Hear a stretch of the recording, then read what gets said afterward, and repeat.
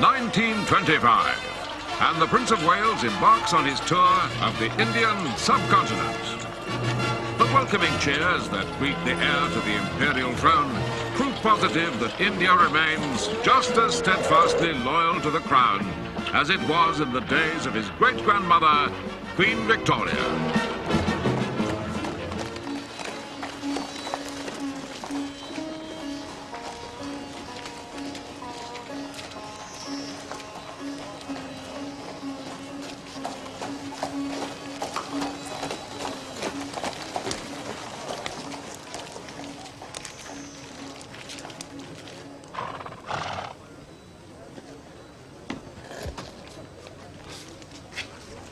Wait there a minute.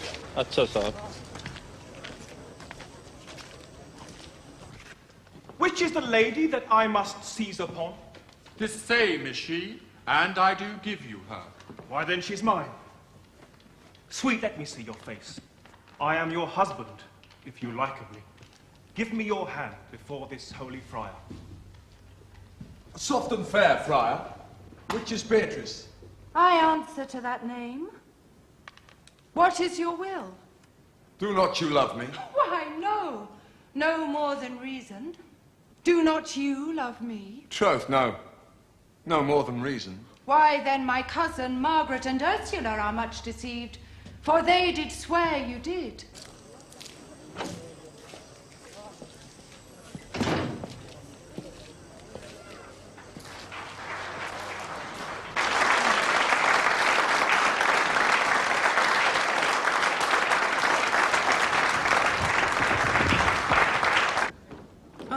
What a totally ghastly audience. I didn't think they were too bad. Now for another transformation scene.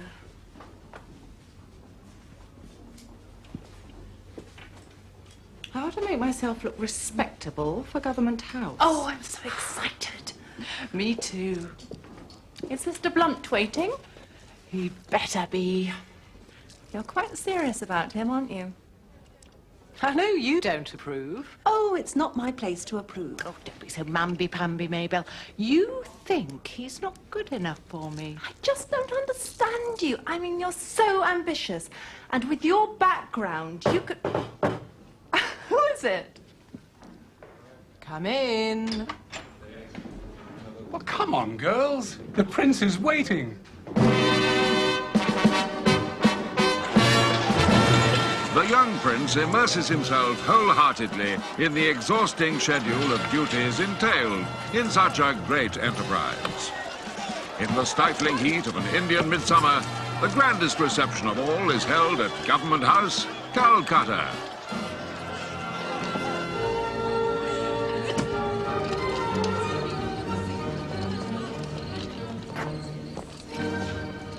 There she is. Why aren't you dancing, Mabel? Oh, so hot in there. Did you meet the Prince of Wales, Mr. Blunt? No, never got closer than 5 yards. We've got something to tell you. Oh, no, Gerda, please, you promise. Alistair wants it kept secret from his stuffy family, but we're going to be married. Oh, that's wonderful. Congratulations, Mr. Blunt. When will this be? Quite soon, actually. Alistair's bank want him back in London next month.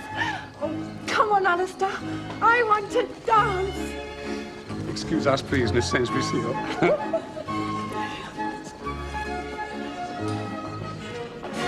And so at last, time to say goodbye. As he leaves India, the jewel of Britain's vast empire, the prince can look back with pride at a job well done. We'd like to join with the people of India in saying thank you and God bless the Prince of Wales.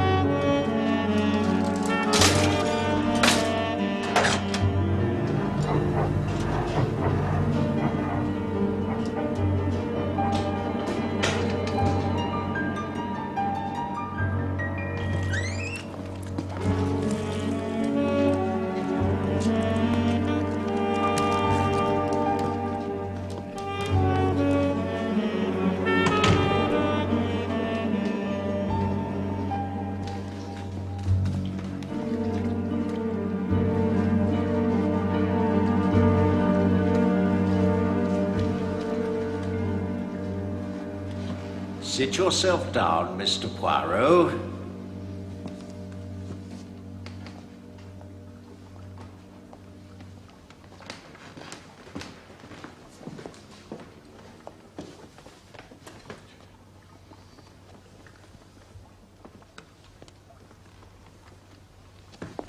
Quite comfortable?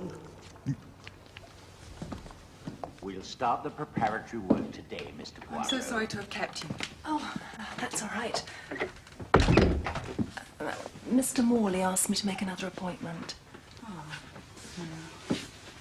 What about the 6th of August at 11:45, Miss Sainsbury Seal? Yes, that looks perfect.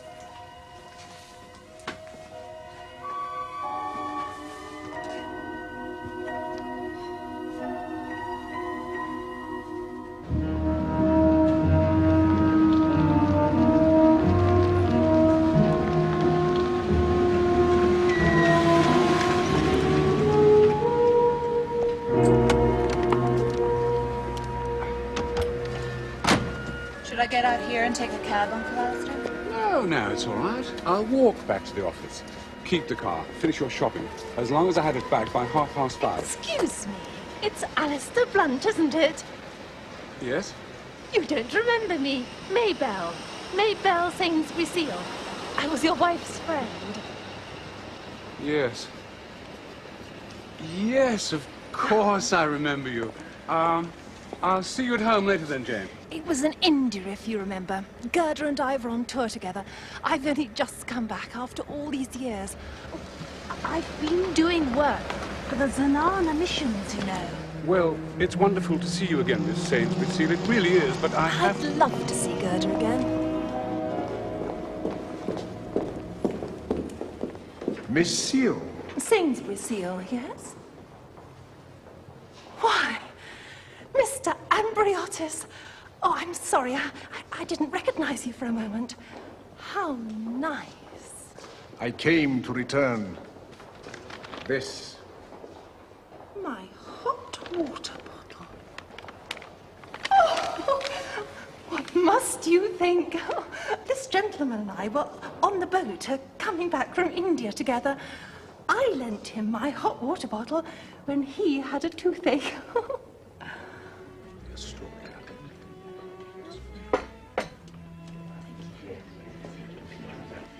Have you been to a dentist yet about that tooth, Mr. Ambriotis? Not yet, no. It doesn't hurt so much. That's very naughty of you. You must go and see my man, Mr. Morley in Harley Street. As a matter of fact, it's rather a coincidence. I saw him only this morning, and as I was coming out, I ran into another old friend from India. Oh, from much longer ago, of course. His wife and I were together in the touring company I told you about. Oh, yes, yes. When you were an actress. Quite. And he's done awfully well, I believe, since then. Mr. Alistair Blunt. Mr. Alistair Blunt, the banker. I believe so. He certainly used to work in a bank when he met Gerda. Gerda? His wife. Oh, we were such pals. Of course, she was a better actress than I. I always said she'd get on in the profession. But she left it to marry Alistair, and I left it to stay in India.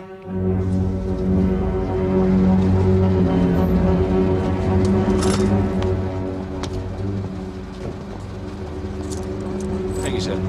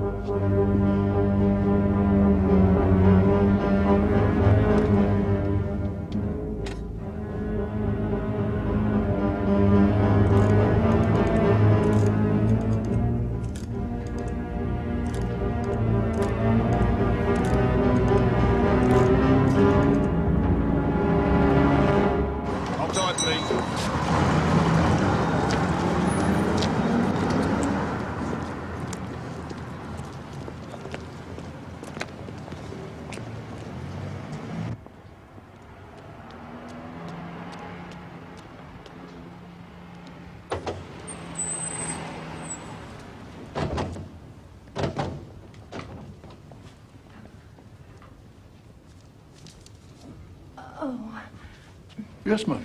My name's Sainsbury Seal. I want to see Mrs. Blunt. She's staying with Mrs. Chapman. Mrs. Chapman. Right. This way, ma'am.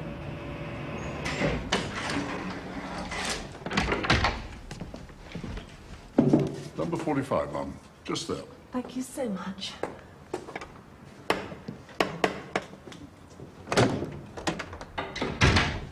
Good. After all these years.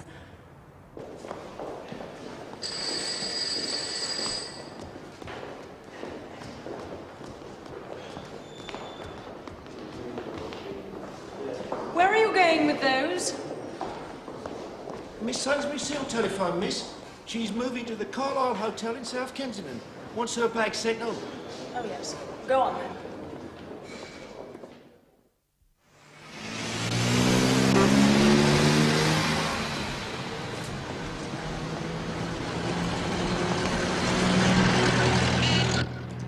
Damn boy's late again.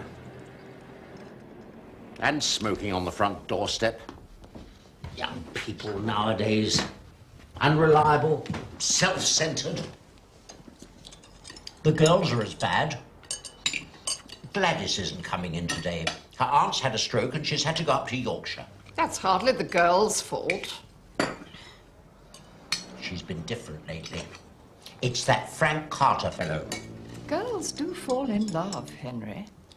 Love? She's a cut above him, I should hope. You know he's in with that black shirt mob. Anyway, she shouldn't let it affect her efficiency as my secretary. Let her fall in love in her own time.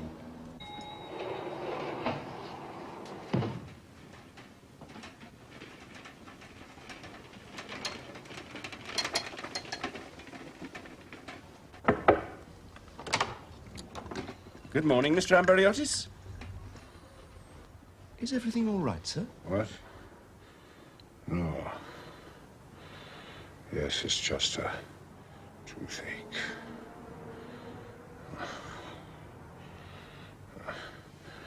Take it away. 3, 4, knock at the door. 5, 6, pick up sticks. 7, 8, lame and straight. 9, 10, a big fat hen. 11, 12, dig and dab. 13, 14, maids of 14, 15, 16, 18, 17, 18, maids in waiting. 19, 20, my plate's empty. Thank you.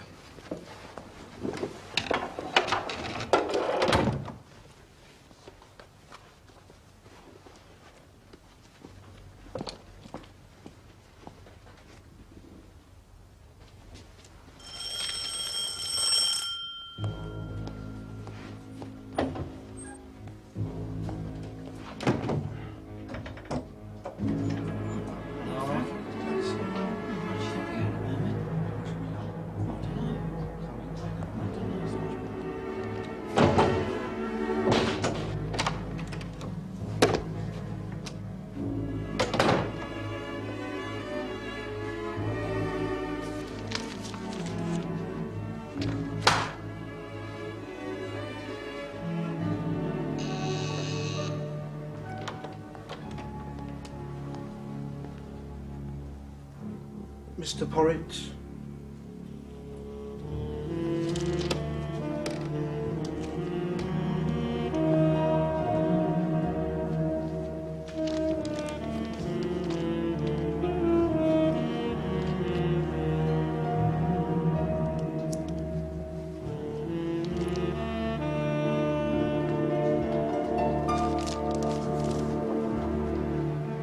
Till the end of the financial year. Thank you, Charles. Any other business? There's the question of the debenture issue. That was covered on the agenda. Yes, but we left the date open. Quite. That's all, I think. Meeting closed. Thank you, gentlemen.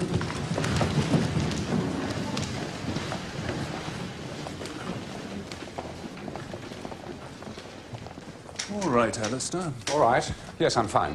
Can I give you a lift? No, my car's waiting. I'm going to the dentist. I see. That's why you were in such a bad mood. We'll get your treatment finished today, Mr. Poirot.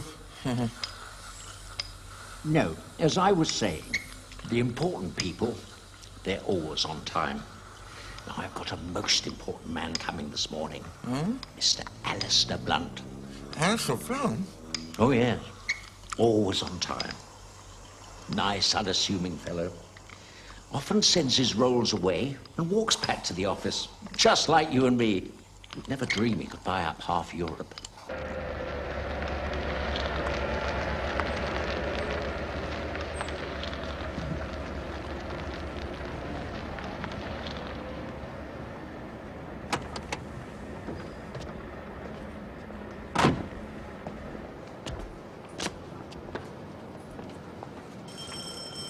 Well, goodbye, Mr. Poirot. Wasn't too bad this time, was it? No.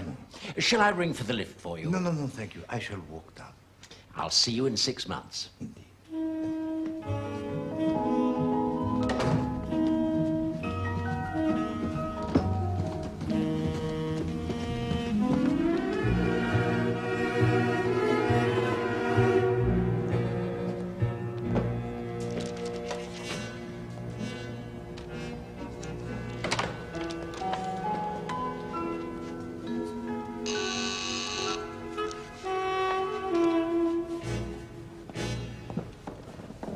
Mr. Blunt.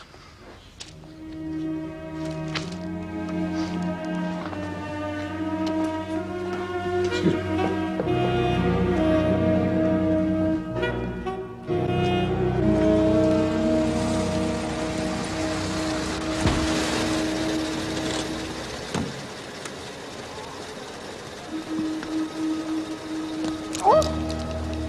Oh.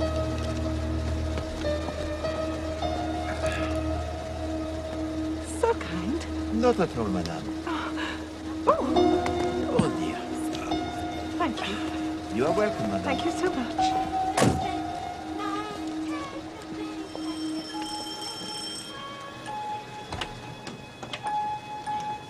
I have an appointment with Mr. Morley.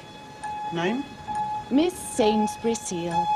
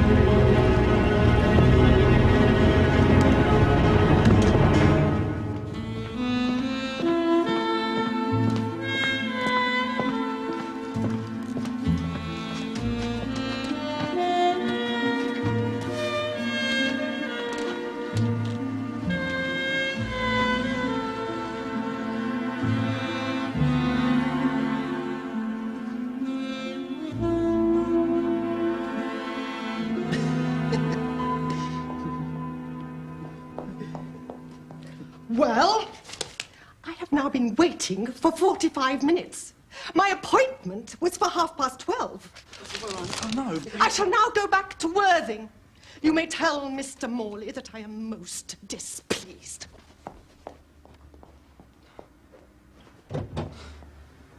I am most displeased.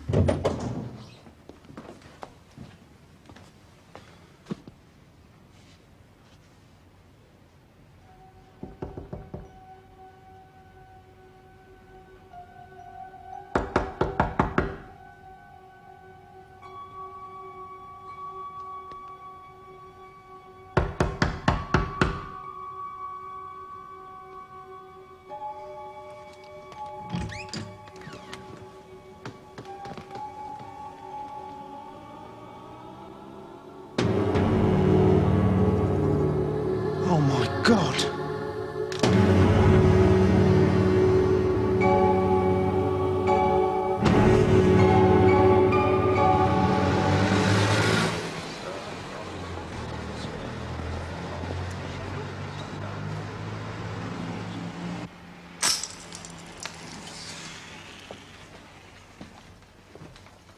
Revolver grasped in lifeless fingers.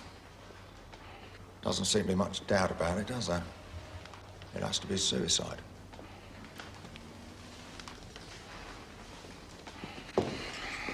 C'est incroyable. All right, you can move him now. So, tell me, Chief Inspector Japp. Lived upstairs with his sister. Hasn't been moody or depressed. I wondered if you'd noticed anything when you saw him this morning. Nothing at all. He was, what shall I say, normality itself. When did it occur, this tragedy? Can't say exactly. Nobody seems to have heard the shot. It was discovered about 1:30 by the page boy, Alfred Biggs. At what time did Monsieur Morley last press the buzzer for a new patient? 12:05, and the boys showed up the patient who was waiting, a Mr.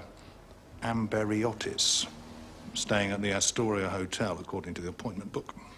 And at what time did he leave, this Monsieur Amberiotis? Well, the boy didn't show him out, so he doesn't know. But I rang up the Astoria, and Mr. Amberiotis says he looked at his watch as he closed the front door, and it was exactly 12:25. So, at 25 minutes past 12, our dentist, he is the normal dentist, huh? Cheerful, competent, urbane. And the very next moment, despair, misery, what you will, and he shoots himself? It's quite incredible to me that my brother should have committed suicide. He'd been quite his usual self, had he, madam? Not upset in any way? He was annoyed. He had a busy day in front of him, and his assistant had received a telegram to say her aunt had had a stroke. She left for Yorkshire by an early train. And your brother? He was annoyed at this? Well, the fact is, his assistants got engaged to a rather unsuitable young man, and it occurred to Henry that this young man had persuaded her to take the day off. What does he do, this young man? Frank Carter is, or was, an insurance clerk. He lost his job a few weeks ago and seems unable to get another. Did your brother try and persuade her to break off her engagement? Oh, yes, he did, as a matter of fact. So this Frank Carter would quite possibly have a grudge against your brother. Is that Miss Neville? She's back in a rare taking, she is. The whole thing was a wicked practical joke. There wasn't anything wrong with Auntie at all. She couldn't understand it when I suddenly turned up. Are you quite sure it wasn't your friend, Mr. Carter, who sent this telegram? Frank? Whatever for? Oh, I see what you mean. A put-up job between us. We wouldn't do a thing like that. Tell me, mademoiselle, what patients had Monsieur Morley this morning? They're all in here.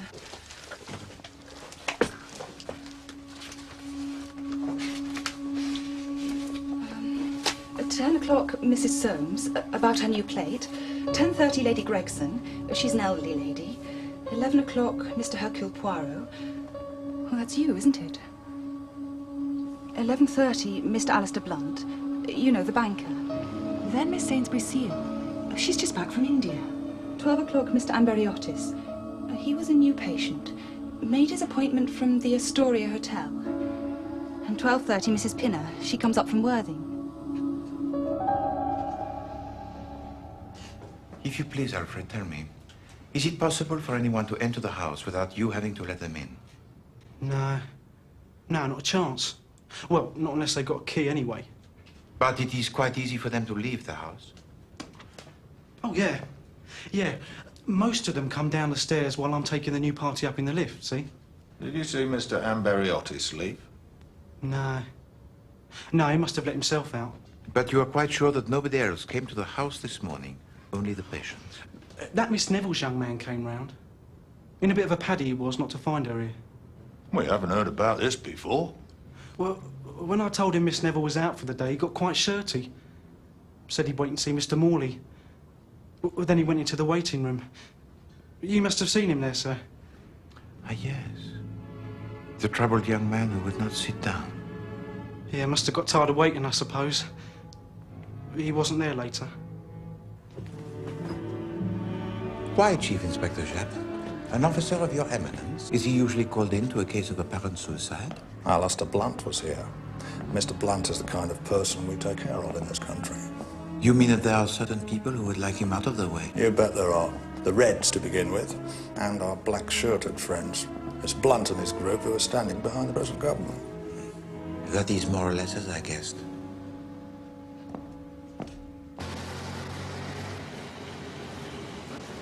Tell me something about Monsieur Blunt, Chief Inspector. Alistair Blunt.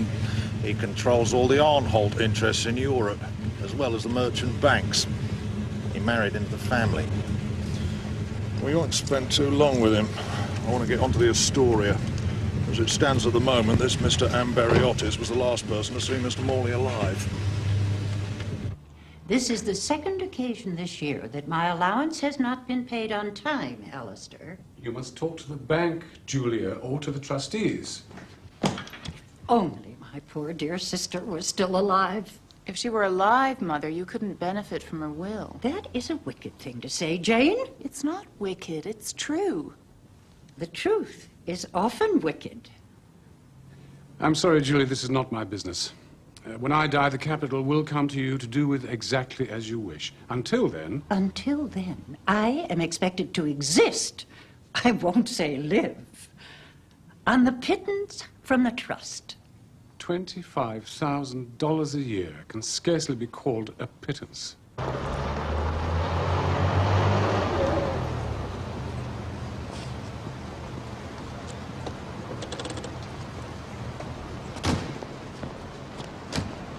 Do you think Rebecca intended me to live on your charity?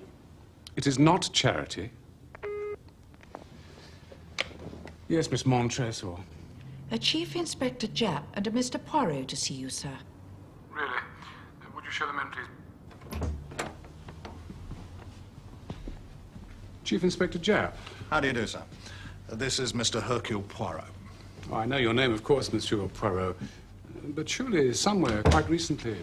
This morning, Monsieur Blunt, in the waiting room of the dentist. Ce pauvre Monsieur Morley. Yes, of course, I knew I'd seen you somewhere. Pauvre? Mr. Morley was found dead, sir, shortly after you left. An apparent suicide. Morley? Suicide? What an extraordinary thing.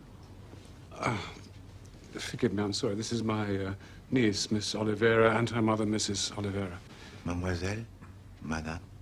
I've never heard of a dentist committing suicide before. Wouldn't happen in the States, you can be sure of that. They're too damn rich to kill themselves. He seemed in good health and spirits this morning, Mr. Blunt? Well, I think so, yes. Have you seen him often? This is my third or fourth visit. Monsieur Blunt, who was it that recommended to you Monsieur Morley originally? Arnholt, one of my directors, Lionel Arnholt. And we're just wondering, you see, sir, whether it wasn't suicide, but murder. And the real target was yourself. But that doesn't make any sense at all. Well, none of it does at the moment, sir. That's the problem.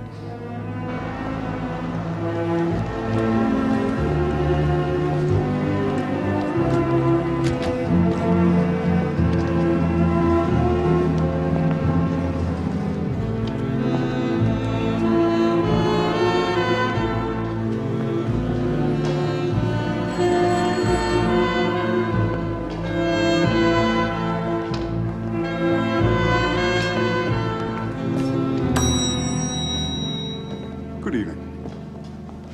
We'd like to see Mr. Amberiotis.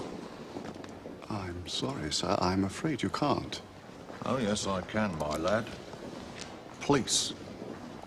You don't understand, sir. Mr. Amberiotis died half an hour ago.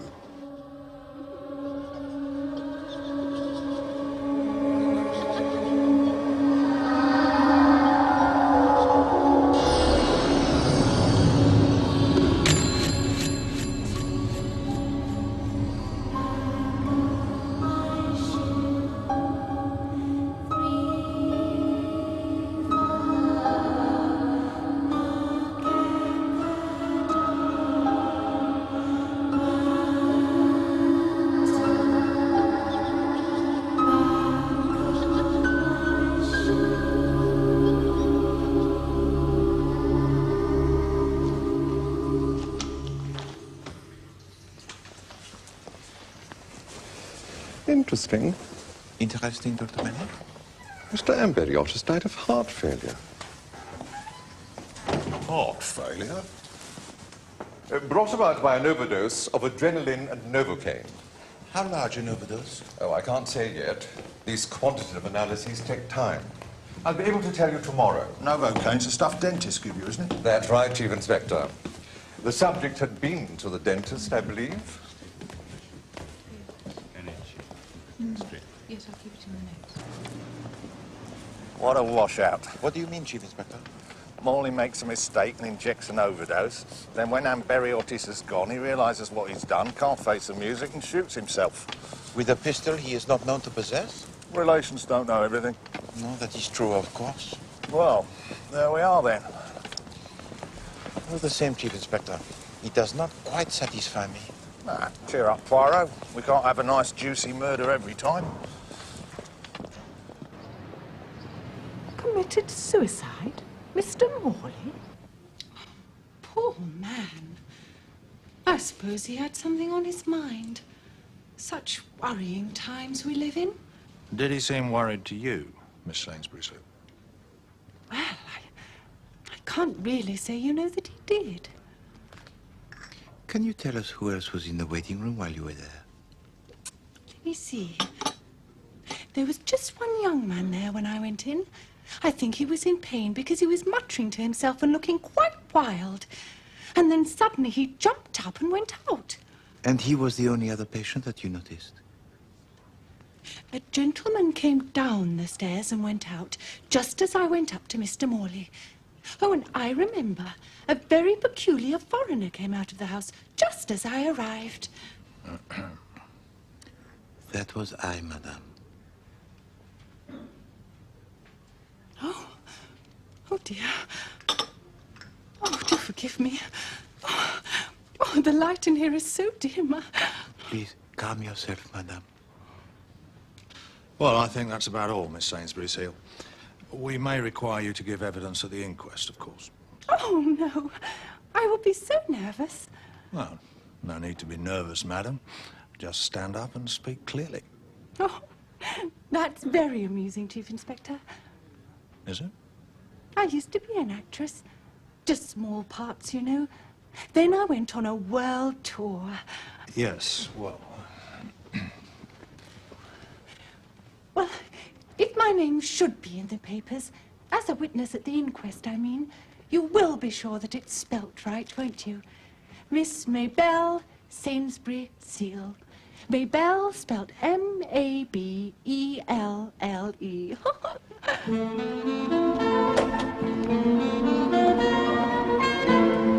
Blimey.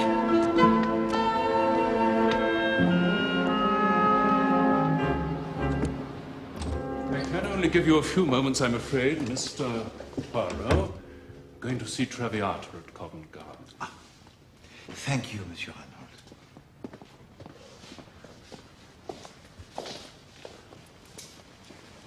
What's this all about? It is about the death of the dentist, Monsieur Henry Morley. It was you, was it not, who recommended him to Monsieur Blunt? Yes, I've been going to him for years. You don't think I killed him, do you? Oh, no. Quelle idée. No. It is just that I'm given to wonder whether Monsieur Blunt was not perhaps the intended victim. I don't quite see how that works. No. At this moment, Monsieur Arnold, neither do I. One grips at the straws. But tell me, Madame Oliveira, the sister-in-law to Monsieur Blunt, she is une dame formidable, n'est-ce pas? Oh, indeed. How did Madame Oliveira take to Monsieur Blunt marrying her sister? I mean, after all, he was a mere employee of the family business. I don't know about mere. Alistair was head of our overseas investments department. But I don't think Aunt Julia looked at it like that anyway. They were so obviously crazy about each other. Nobody, of course, knew, but she was already suffering from the disease that killed her 4 years later. A tragedy. Yes. Pardon.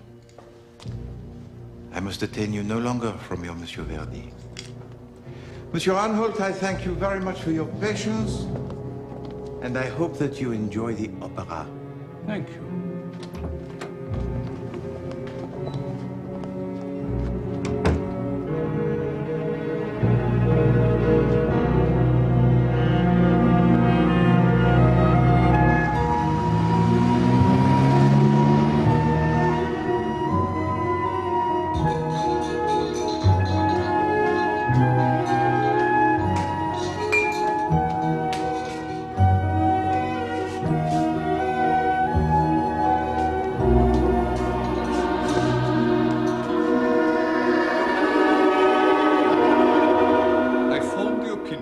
that Mr. Amberiotis died of heart failure caused by a large overdose of a Novocaine and adrenaline mixture.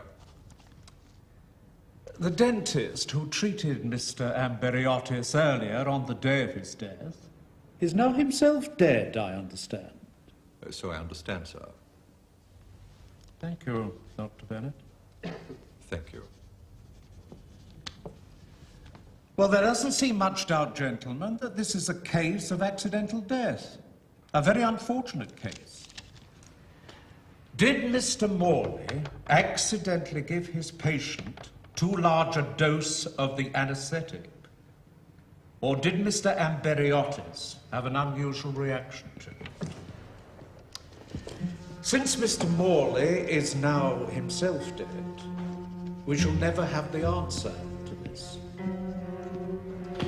Nevertheless, it is your duty, of course, gentlemen of the jury, to consider all possibilities before you arrive at your verdict.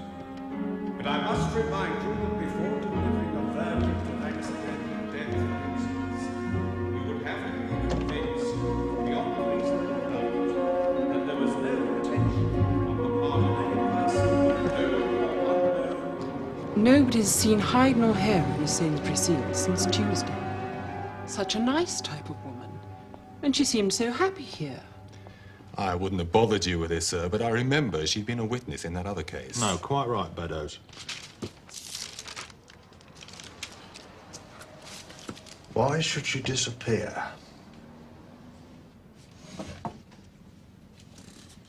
It is curious, you admit. There's nothing funny about her, you know. I cabled Calcutta. Got the reply back last night. She went out there as an actress and then took to good works. Got hand in glove with the missionaries, apparently. What I call a terrible woman. But definitely not the type to get mixed up in a murder. You got anything? Stockings. 10-inch, cheap silk, price. Probably 2 shillings and 11 pence. You're not valuing for probate, Poirot.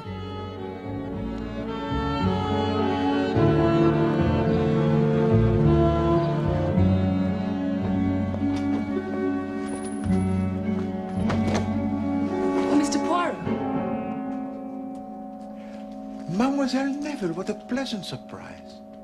I'm so sorry to worry you like this, but I had to see you.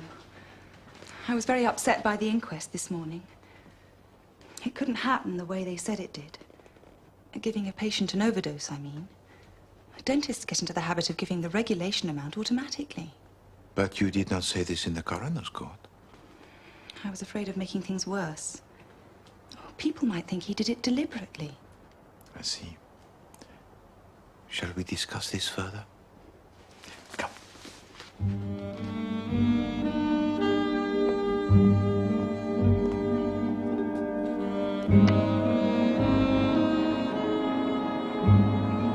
I should like to know a little bit more about the telegram you received calling you away on that day. Do you yourself have any ideas on the subject? Not really. Frank, my friend, accused me of wanting to go off for the day with somebody else. He's been very moody and suspicious lately. Just losing his job and not being able to get another one, I suppose. And he was upset, was he not, to discover that you had gone away on that day? Yes. You see, he'd come round to tell me how he'd got this marvellous new job. £10 a week. Ooh. He wanted me to know right away. And what is it, this new job? Oh, well, I don't know all the details. Some government department. I have to write to his London address, and the letters get forwarded. Hola. Does that not seem to you to be a little strange? Well, I thought so. But Frank says it's often done nowadays. I should like to meet this friend of yours, mademoiselle. His only free day is Sunday. He's away in the country all the week. Eh bien, tomorrow is Sunday. I'm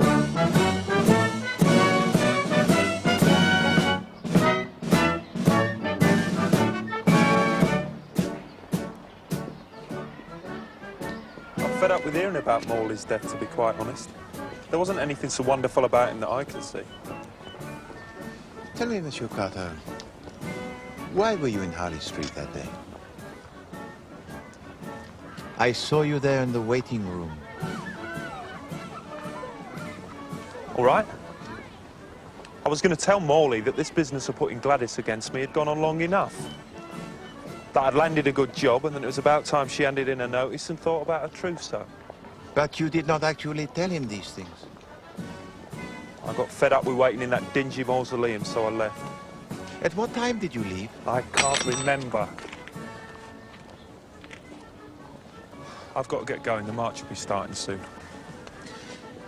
It has been a great pleasure to meet you, Monsieur Carter. And yes, I am delighted to hear about your new job. The work, it is interesting, n'est-ce pas?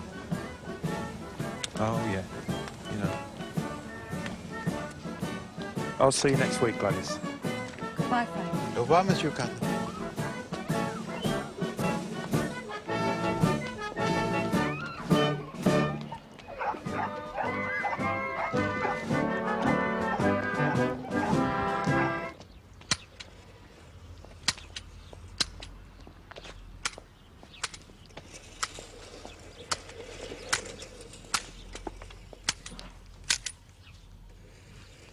Are you receiving visitors, mon ami?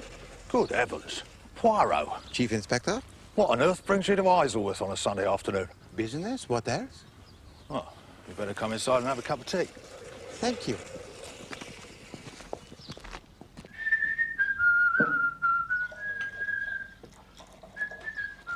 Madam Japp, she is not at home?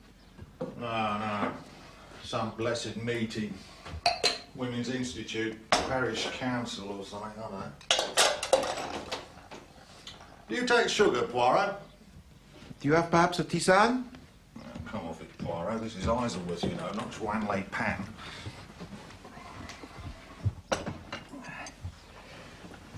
What's the business, anyway?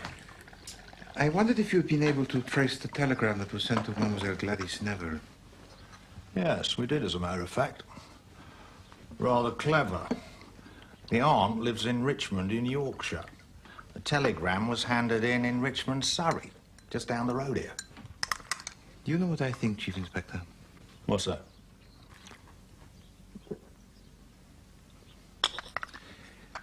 I think that there are signs of brains in this business. Well, the Assistant Commissioner's satisfied that Morley killed himself. Is he satisfied with the disappearing lady? Ah, the case of the disappearing seal. No. We're still working on that. She's got to be somewhere. Garibaldi.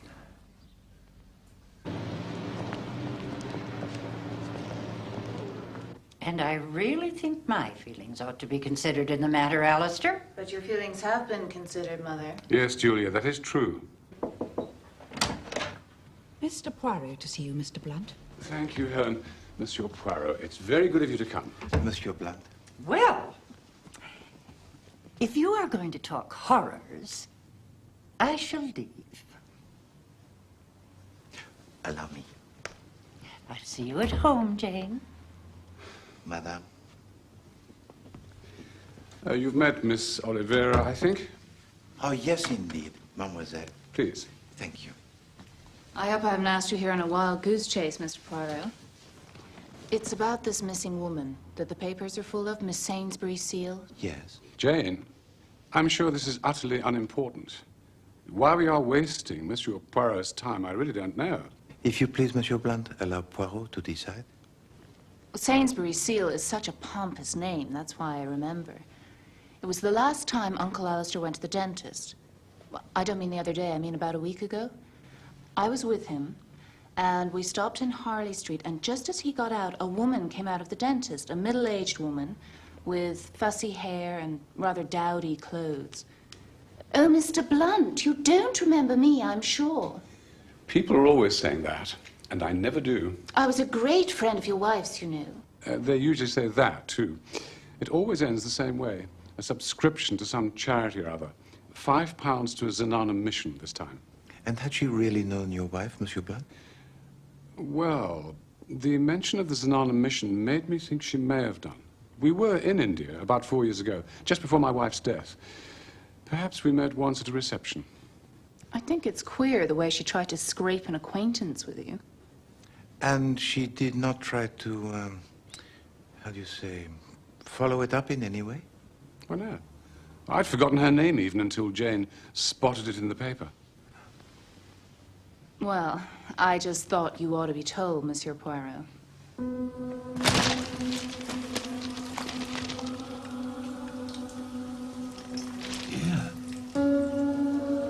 Here, Alison. What? There's a thing here about a woman who came here. Miss Sainsbury Seal. Says here she's missing. You don't have a pass key? No, I've never had one. You can't just break in. Well, I suppose something's happened to her. Yes, and suppose she's gone off on holidays. Oh, no. Oh, no. Go on, Sarge. Right.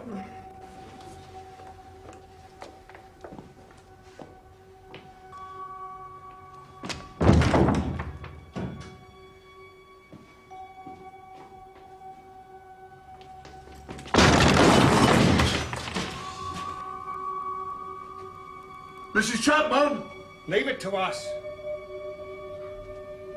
Mrs. Chapman!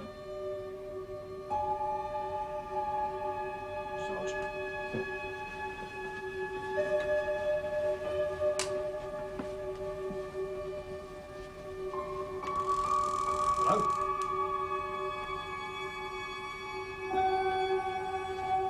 Anybody there?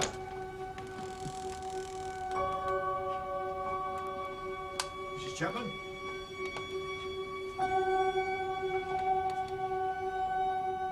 Hello?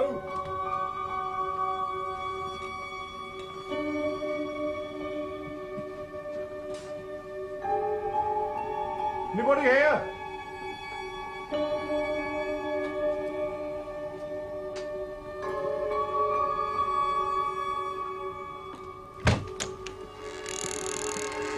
This is the box room. What's that? Well, I don't know.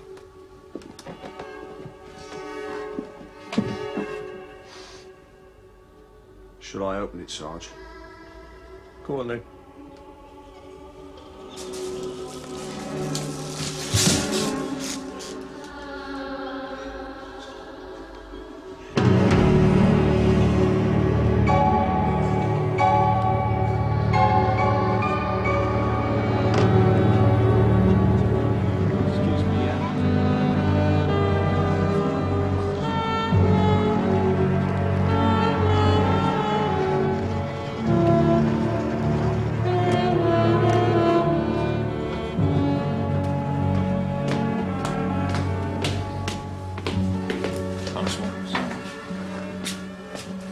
It's not particularly pleasant.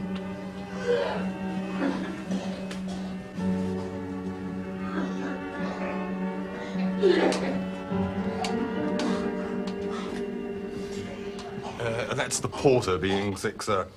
I had to get him to have another look at the body to identify it.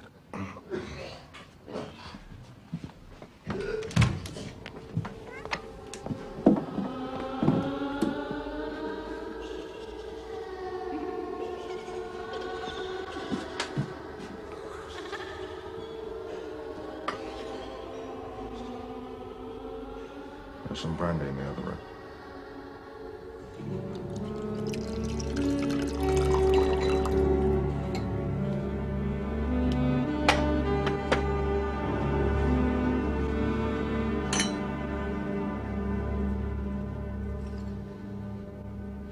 It was not pretty, that.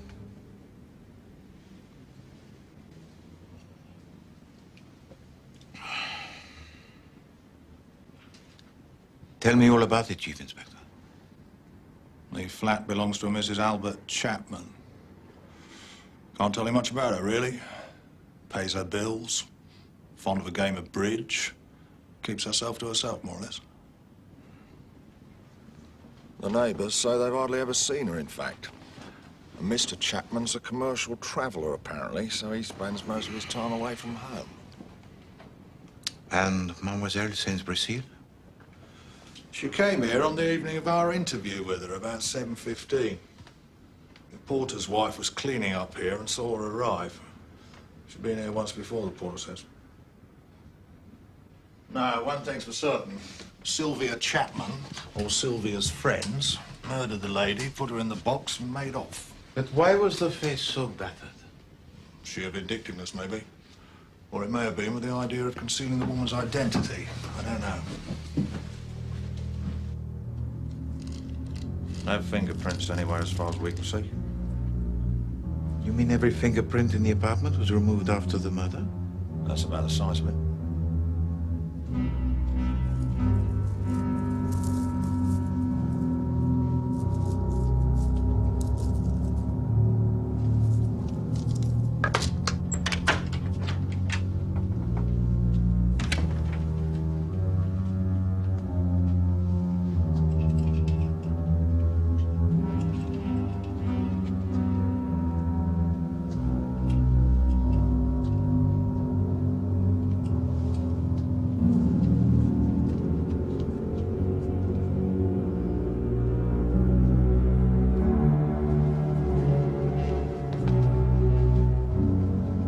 Something worrying you, Poirot? Yes. Yes, I'm very seriously worried.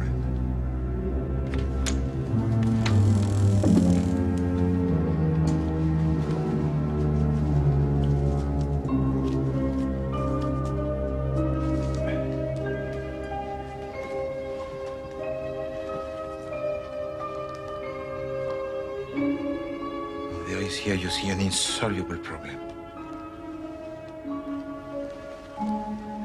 One patent leather shoe, complete with buckle.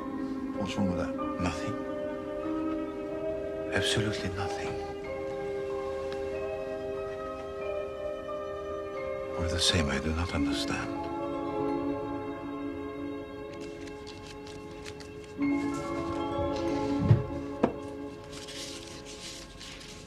Some bills belonging to Madame Chapman.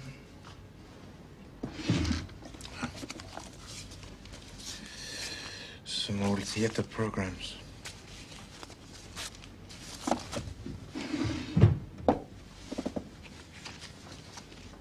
A leaflet about the Zenon emissions. Well, you can guess who brought that here. Nothing much of interest in the address book either, sir. No, so I see. Hairdressers, dressmakers,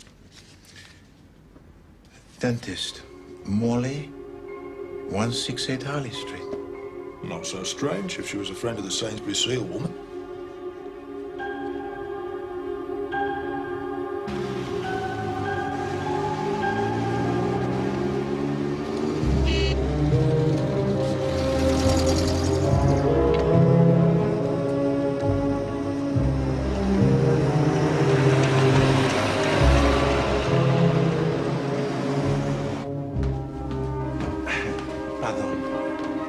Mr. Poirot? What brings you here? Tell me, if you please, did your brother ever mention to you in particular a Mademoiselle Saint-Brésil or Madame Chapman? No. No, I don't think so. I managed to make this before they took everything this morning. Oh, thank you, Agnes. Would you like a cup, sir? Not for me, Agnes. Thank you very much. Agnes is coming with me to the country. She's becoming quite a good little cook, so she'll be able to do everything for me.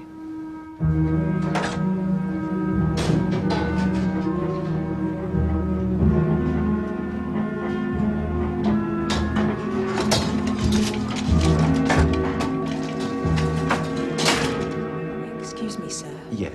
For asking. Yeah. But does anyone know anything more about the master's death, sir?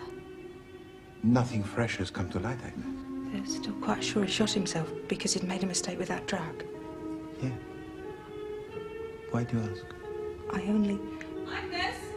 I just want to be sure, sir. Agnes!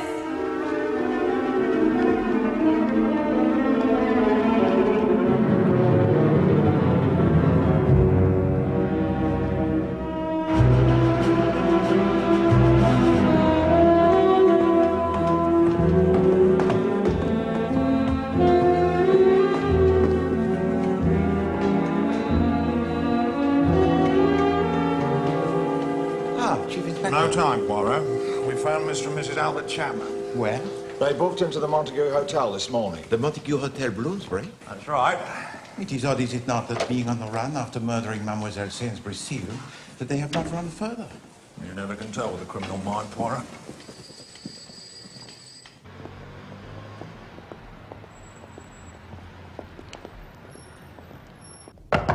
Open up! Who is it? Police! Police? Just open the door, Mr. Chapman. Here! All right, there's no need for anyone to get hurt. You are Mr. Albert Chapman? Yes? And this is Mrs. Chapman? Yes? What's the meaning of this? I'll ask the question, sir. Do you live at number 45 Litchfield Court in Battersea No. in the county? What do you mean, no? Well, we don't. Do we, Beryl? Beryl? What's wrong with Beryl? We happen to know that your name is Sylvia, Mrs. Chapman. What are you talking about? We live in Budley Salterton. Not this Litchfield place. You have proof of that, I suppose? Well, no. Yes, I have. Watch him, Beddoes.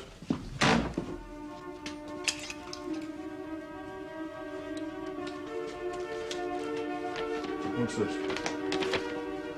Our wedding lines, if you must know. We were married this morning.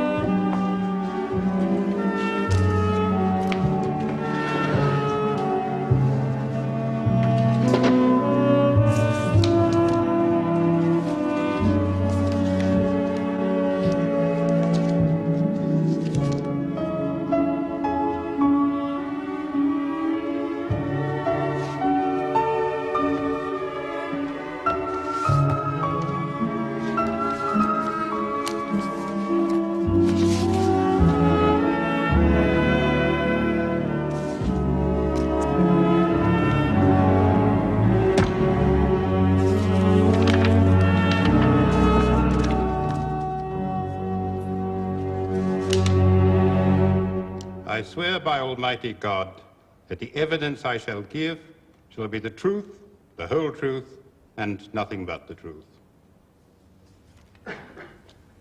You are Mr. John Leatheran, Yes, sir?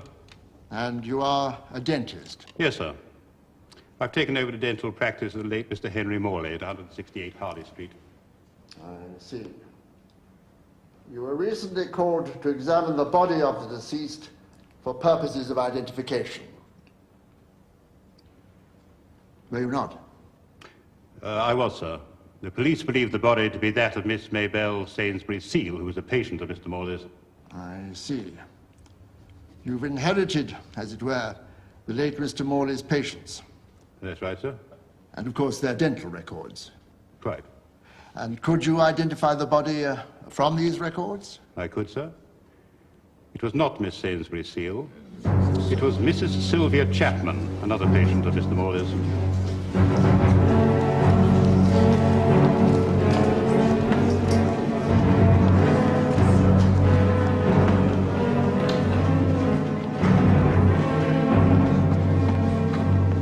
The fair Mabel put one over on us good and proper.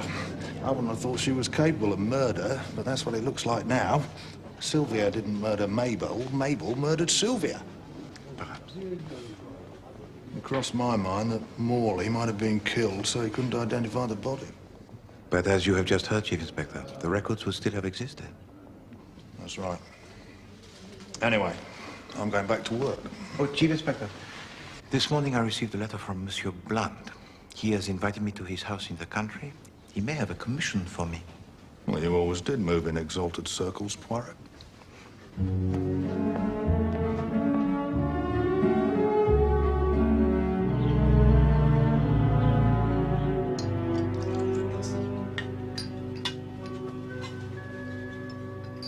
Helen isn't dining with us tonight?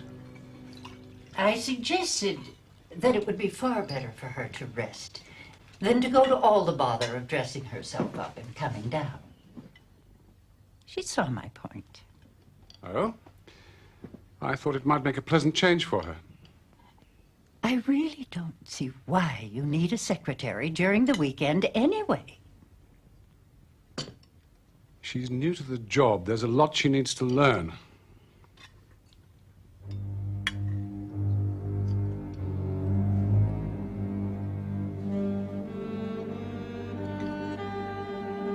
Monsieur Poirot? There's a great deal about which I am not entirely satisfied. What do you want of me, Monsieur Blunt? I want you to find this woman, Sainsbury Seal. Alive or dead? You think she may be dead?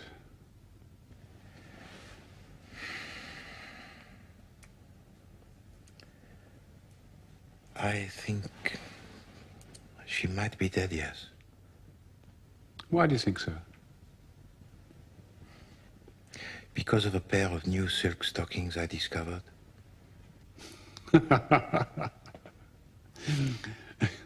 You're an odd man, Monsieur Poirot. Oh, yes, I am. Very odd. That is to say, I am methodical, orderly, and logical. And I do not like to distort facts to support a theory.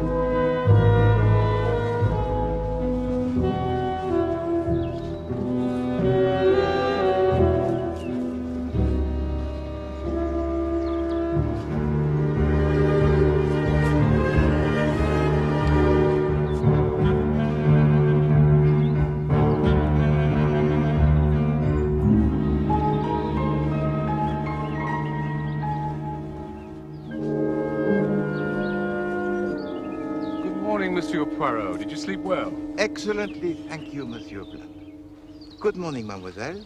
Good morning, Mr. Poirot. I would prefer not to accept any invitations, Mr. Blunt, while your American relations are with you.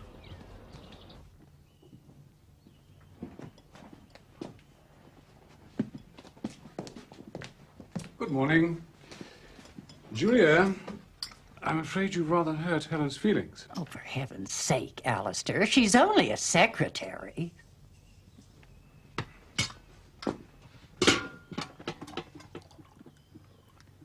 I noticed that you have a gardener who you must have employed recently.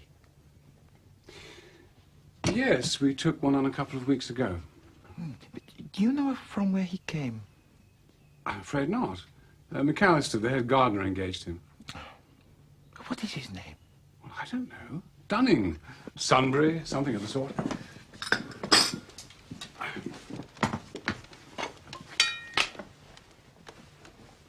Seems like lots of people are out for your blood, Uncle Alistair. Oh, really? What are you reading? Oh, the debate in the House. That's only Archton. If we let him have his way, England will be bankrupt within a week. Did you know there are over 2 million unemployed in this country? One can't make an omelette without breaking eggs, Jane. I think we do pretty well, all things considered. Industrial production was up 3% last year. Take no notice of what Jane says. You know what girls are. They go to these parties in studios, and then they come home and talk a lot of nonsense. Oh, Mother. I'm afraid I'm one of the last of the old guard, Monsieur Poirot. And if the old guard should be removed, what would happen? Removed. I'll tell you. A lot of damn fools would try a lot of very costly experiments. It would be the end of stability, of common sense, and of solvency.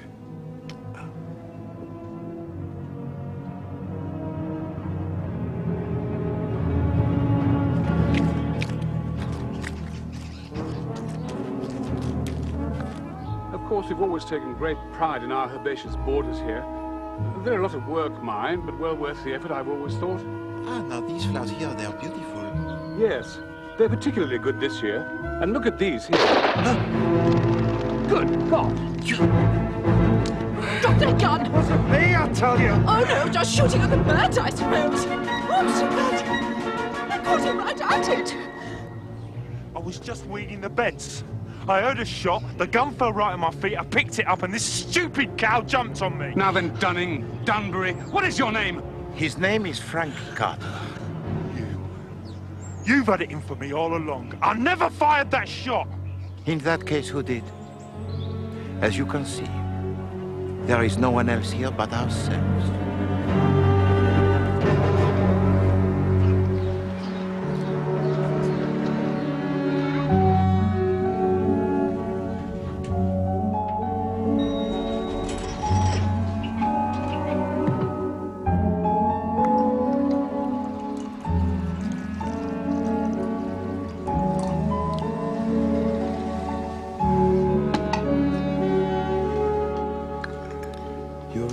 Not agitate yourself, Mademoiselle Neville.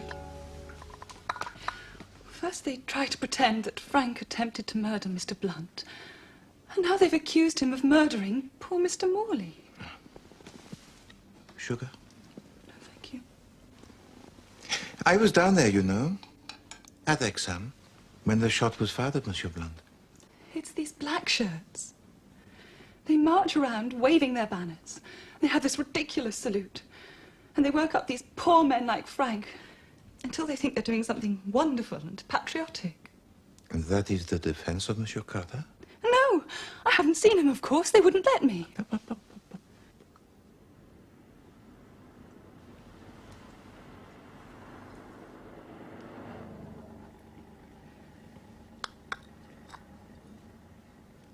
He has a solicitor working for him.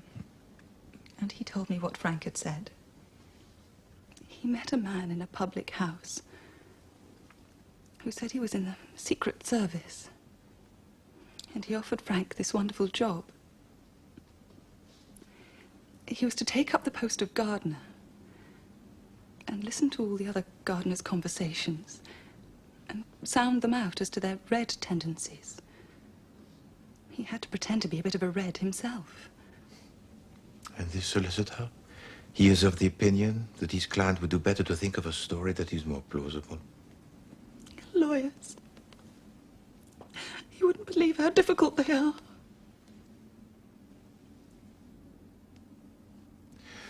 Mademoiselle Neville, what did you think of the housemaid, Agnes?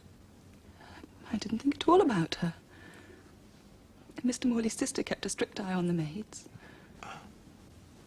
Why are you asking?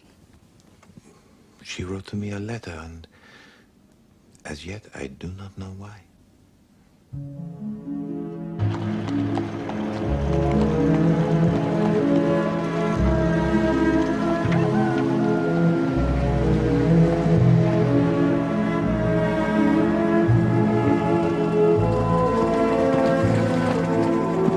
Thank you.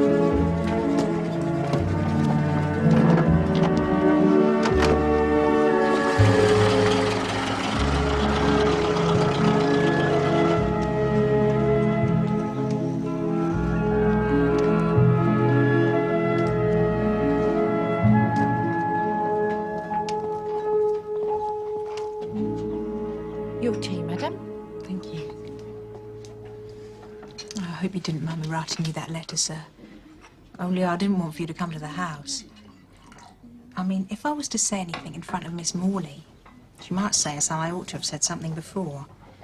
But me and the cook, we'd read in the papers how the master had made a mistake with that drug and that he'd shot himself. So it did seem quite clear, didn't it, sir? When did you begin to feel differently, Agnes? Seeing it in that paper, sir, about that Frank Carter. shooting at that gentleman. I mean, up till then, neither of us thought he'd done anything to Mr. Morley. We just thought he was a bit queer. What was queer, Agnes? It was that morning, sir. The morning Mr. Morley shot himself. I was wondering if I dared run down and get the post. So I went out on the landing and I looked down over the stairs. And it was then that I saw him. The Frank Carter. Down on the stairs below. He was just standing there, like, waiting. Then he seemed to make up his mind and he sort of went very quickly down the stairs towards the master's surgery. And I thought to myself, the master won't like that. Agnes! But just then, cook called me and I went back into the kitchen. And afterwards, I heard the master had shot himself and it was so awful, it just drove everything out of my head. Tell me, Agnes, did you actually see Frank Carter enter the room of Monsieur Morley? He must have done, sir. At what time was this? Must have been about 12:30, sir.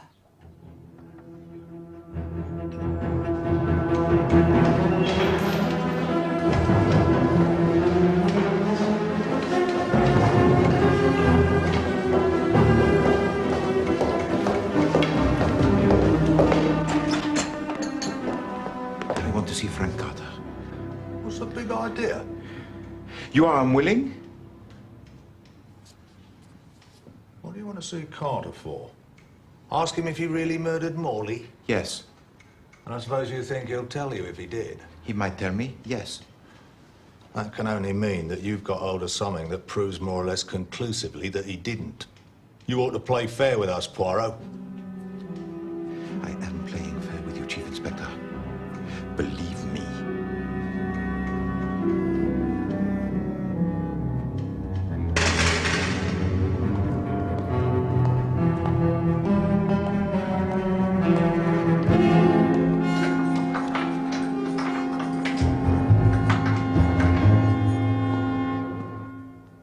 It's a damn lie. You paid her to say that. Anger and abuse will not help you, Monsieur Carter. Agnes is going to tell her story, and it is going to be believed. You were on the stairs. Agnes did see you, and you did go into the room of Monsieur Morley. What happened then? It's a lie!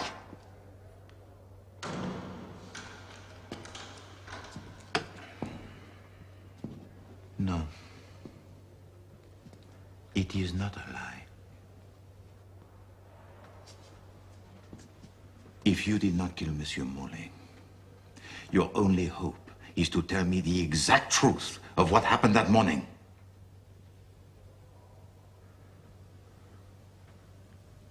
God curse you if you let me down now.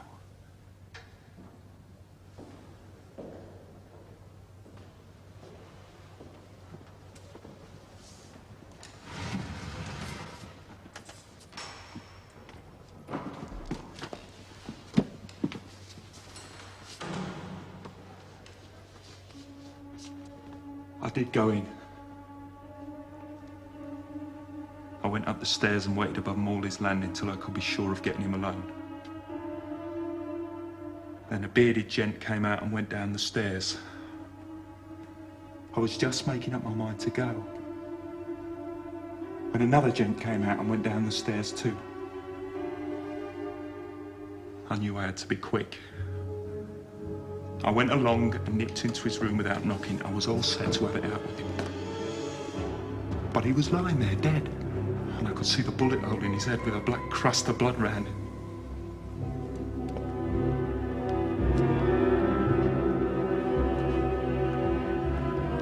It was cold. I knew I was in a jam then. They were going to say I'd done it.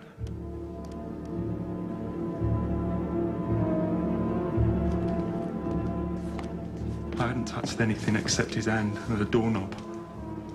I wiped that with my handkerchief, both sides as I went out. There was nobody in the hall and I let myself out and legged it as fast as I could. That's the truth. He was dead already. You've got to believe me.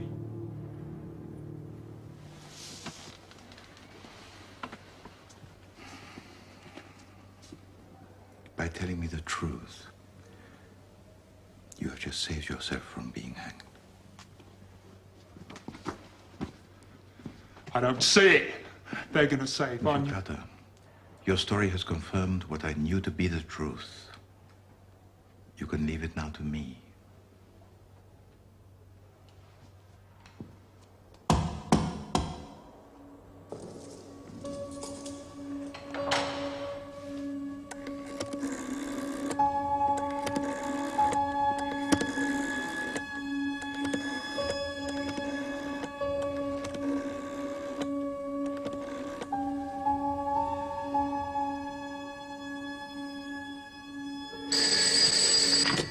Jack? Ah, Poirot. Yes. Yes. What? No, Poirot. Well, I'll have to get clearance on this, you know. Go on. Yeah. All right, I'll do what I can. Thank you, Chief Inspector.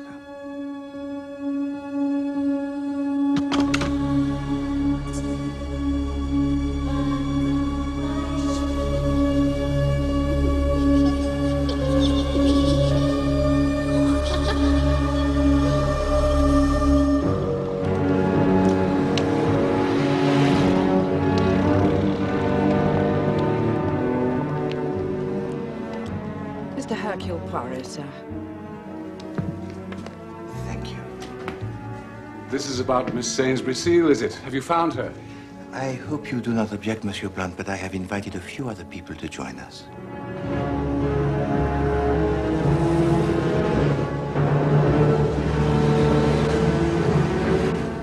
I'm not walking through the streets in handcuffs.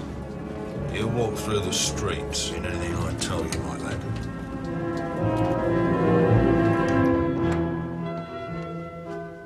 I hope this is a matter of importance, Alistair. That Belgian detective sent a most insolent message to us. Mother?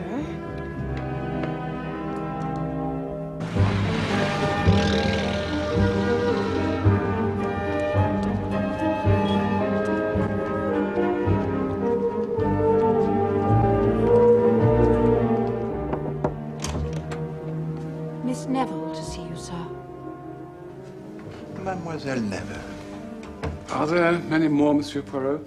If so, we may be more comfortable in the boardroom. Is the boardroom free, Miss Montrezor? Yes, Mr. Blunt.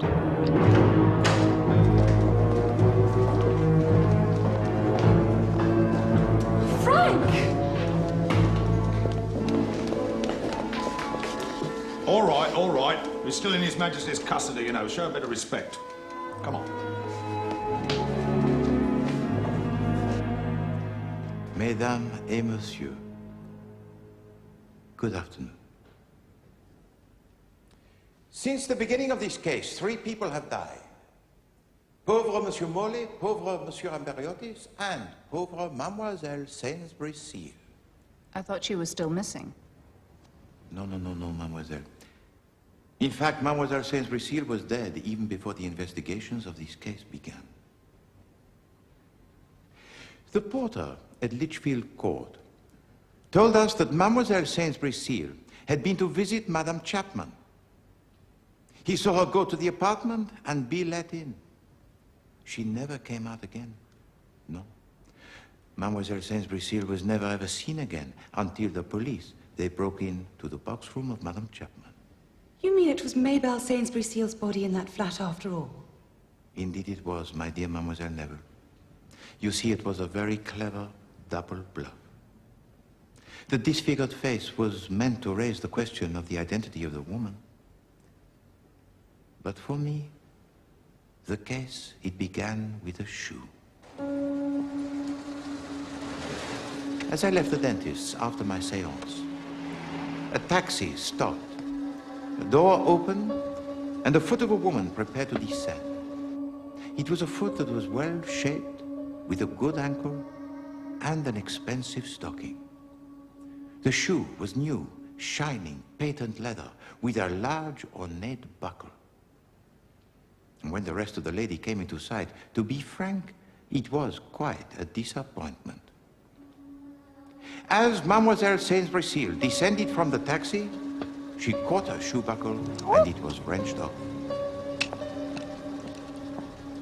I picked it up and returned it to her. Not at all, madame. Oh, dear. Thank you. You are welcome, madame. Thank you so much. That was all. The incident, it was closed. I'm sorry, Mr. Blunt, to interrupt. I finished the post. Is it all right if I leave now? Oh, no, please. Mademoiselle Montresor, please come and join the party. Monsieur Poirot is expounding some extremely entertaining theories. Please.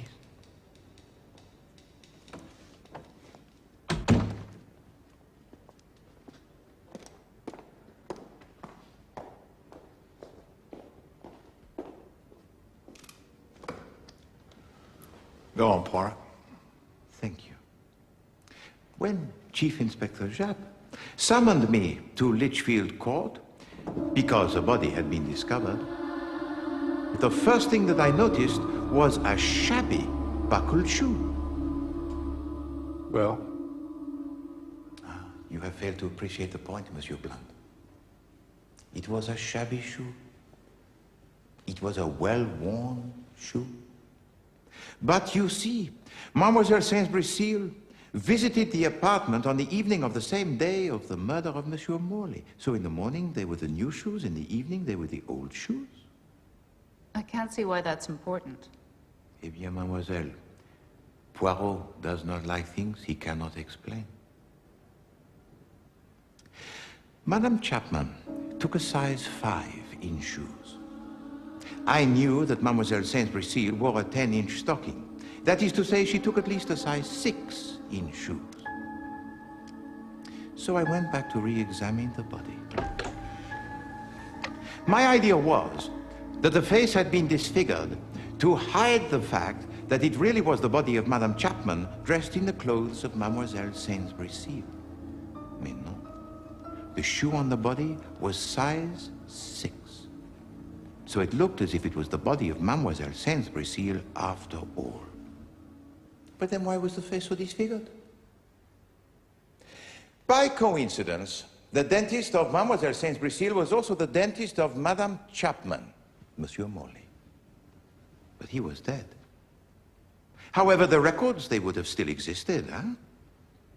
So the successor to Monsieur Morley would have been able to positively identify the body as that of Mademoiselle Saint-Brécile. Could you identify the body from these records? I could, sir. It was not Miss Sainsbury-Seal. It was Mrs. Sylvia Chapman, another patient of Mr. Morley's.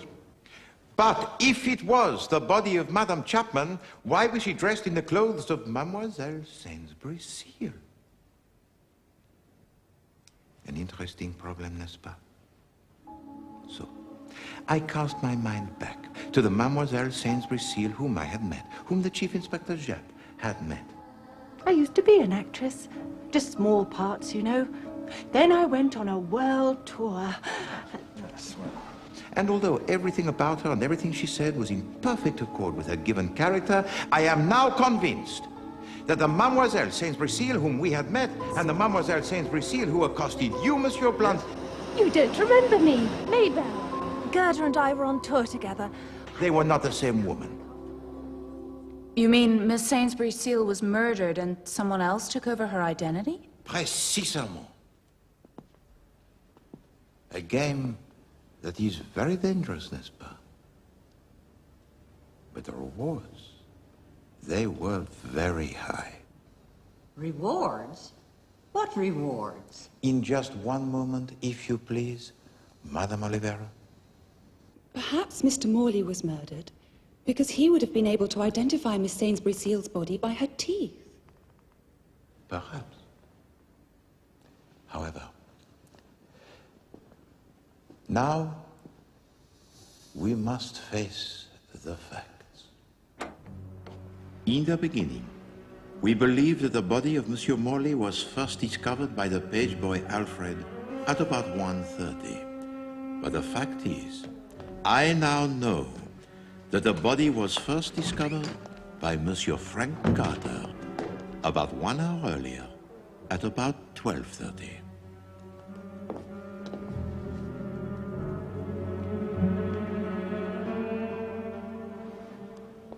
Two things occurred between the death of Monsieur Morley and the discovery of his body by Monsieur Carter.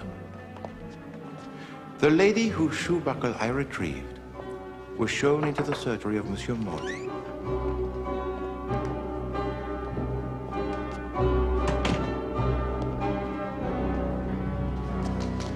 While her accomplice drags the body into the office of the secretary, the second Mademoiselle Sainsbury-Seal changes the labels on the files of Monsieur Morley to ensure that the body would be identified as that of Madame Chapman.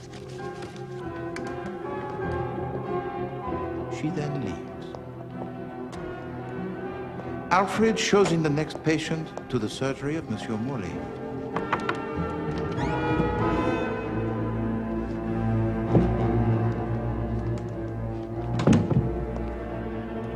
Now, Monsieur Amberiotis had never before met the dentist, Monsieur Morley. It's been troubling me since the journey from India. So our murderer, he was able to assume his identity. This dentist tells to Monsieur Amberiotis that it would be best to freeze the gum. He then administers an injection which contains a dose of Novocaine and adrenaline, which is sufficient to kill him 6 hours later.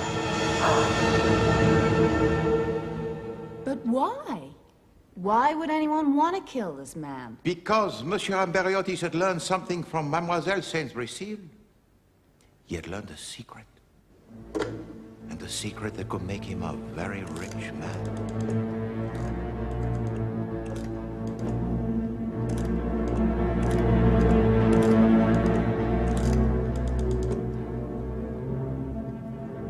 I wish to speak to Mr. Alistair Blunt. And Monsieur Amberiotis, he was a blackmailer. Are you seriously suggesting Amberiotis was blackmailing me? How could he blackmail Alistair? Alistair has no secrets. With the greatest respect, Madame Olivera, there I must disagree with you. Monsieur Blunt has a very big secret. A secret that must be kept at all costs. And there is only one method that is totally effective in dealing with a blackmailer, and that is to silence him. Forever. No. Monsieur Amberiotis, he had to go. And Monsieur Blunt had seen the name of Monsieur Amberiotis in the appointment book belonging to Monsieur Morley. His blackmailer used the same dentist. That'll do for today, I think. One more rinse, please. And so, Monsieur Blunt, you devise a clever plan. A very clever plan indeed. You wait until your treatment has been completed by Monsieur Morley.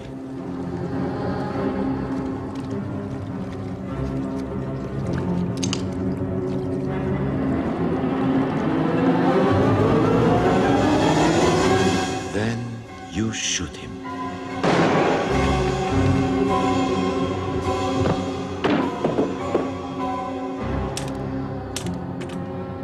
While the dental records are being falsified, you drag the body into the office of the secretary.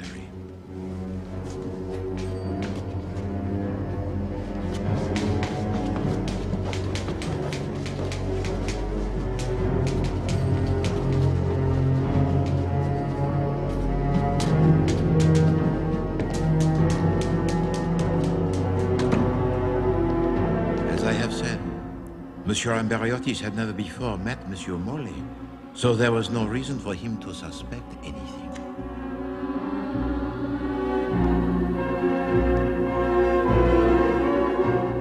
You administer to him the fatal injection. And when he has left, you drag the body of Monsieur Morley back into the surgery and arrange it to look like suicide.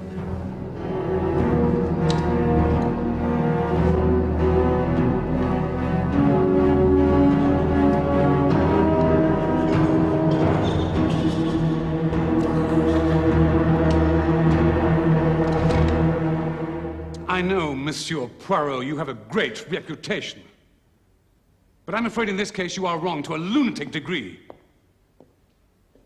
Send him about his business, Alistair. Mr. Blunt's family stands 4 square behind him. I am very pleased to hear it, Madame Olivera. But you see, when Monsieur Blunt married your sister, Mademoiselle Rebecca Anholt, he was not entirely honest with her, no, nor with her family. Because, as Monsieur Amberiotis learned from the real Mademoiselle Sainsbury Seal, Monsieur Blunt was already married. Look, there's no need for the rest of you to listen to any more of this. If you... No, Monsieur Blunt. You were dazzled by the Anholt family, by the vista. Not so much of wealth, but of power. And so dazzled were you that you deliberately committed a bigamy and your real wife acquiesced in the situation. Oh, what rot! What a fine portrait is this, Monsieur Blunt. Such a portrait would be to any boardroom an ornament. Monsieur Blunt standing beside his beloved wife, the former Mademoiselle Rebecca Anholt. However, Mesdames and Messieurs, I have here in my pocket a certificate of marriage between Martin Alistair Blunt and an actress by the name of Mademoiselle Gerda Alexandra Grant, dated April the 25th, 1925. And Mademoiselle Gerda Grant is still very much alive. Yes. Indeed, she is in this very room.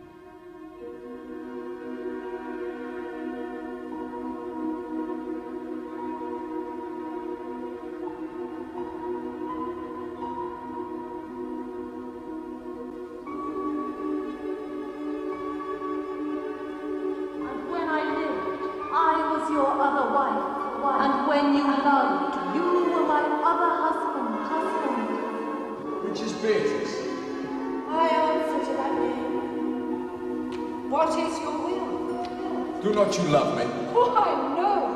No more than reason. Don't be so namby-pamby, Maybelle. You think he's not good enough for me? Come on, Alistair. I want to dance, dance, dance,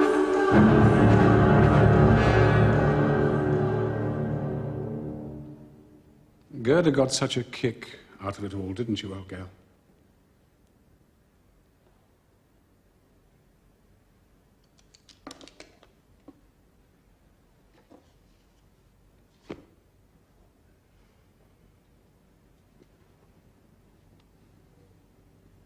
It was your skills as an actress, Mademoiselle Montresor, that were the key to the deception. You connived at the bigamy of your husband.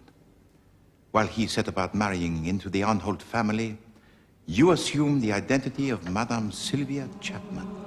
After all these years. Hello, Maybelle. Come in. I brought you some flowers. When the real Mademoiselle Sainsbury Seal met again your husband, you murder your old friend in cold blood. Go into the sitting room, straight through there. But your skills as an actress are put to the test once again as the second Mademoiselle Sainsbury Seal.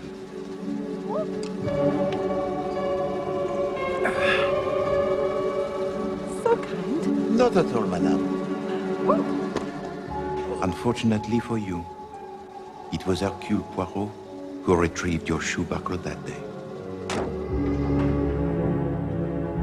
But having safely deceived the Chief Inspector Japp'le and myself, or so you thought, you took the opportunity to be as close as possible to your husband.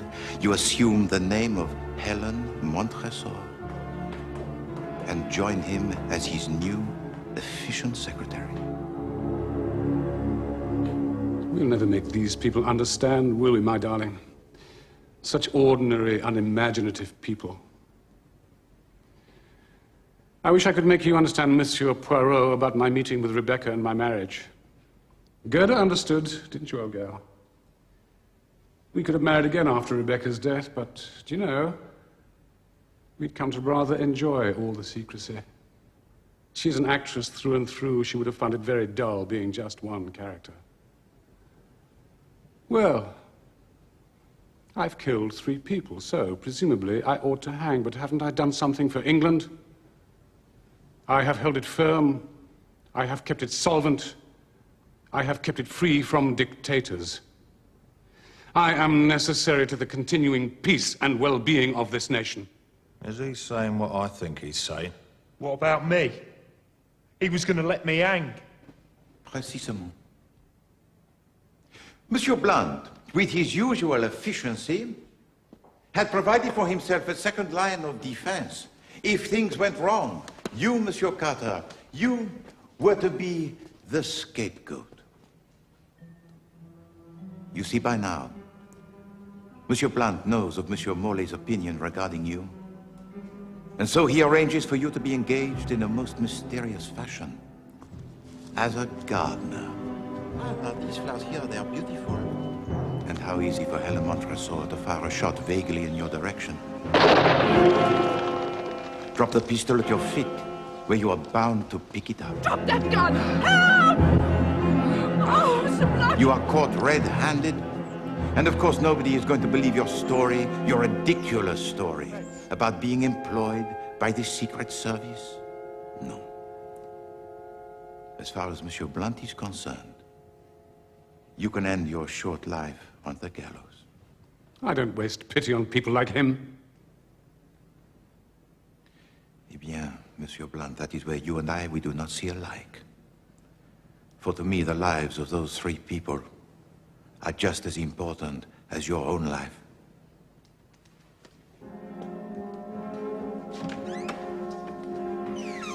Monsieur Blunt, you talk of the continued peace of this nation, huh? Oh yes, that is very good. But Poirot is not concerned with nations. Poirot is concerned with private individuals who have the right not to have taken from them their lives. Martin Alistair Blunt and Gerda Alexandra Blunt, I arrest you on charges of murder.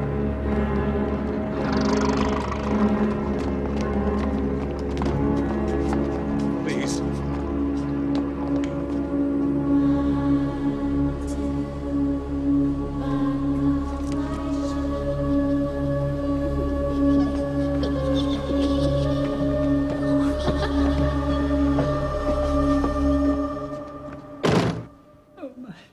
My poor dear sister.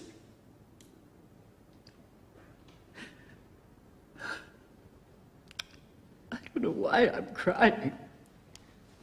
Come on, Mother. I never liked him anyway. Why don't we go back home? To New York.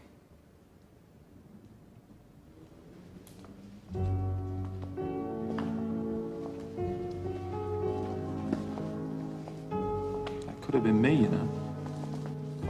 I think I'm going to keep a close eye on you in future, Frank Carter.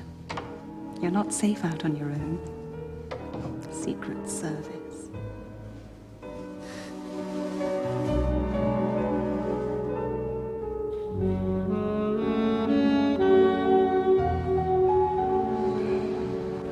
Look at it, Poirot.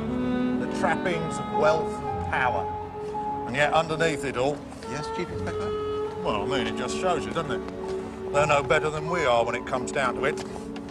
It's the little chaps that keep things on an even keel. Chaps like you and me. Ah, but there are no little chaps, Chief Inspector. Particularly not Poirot.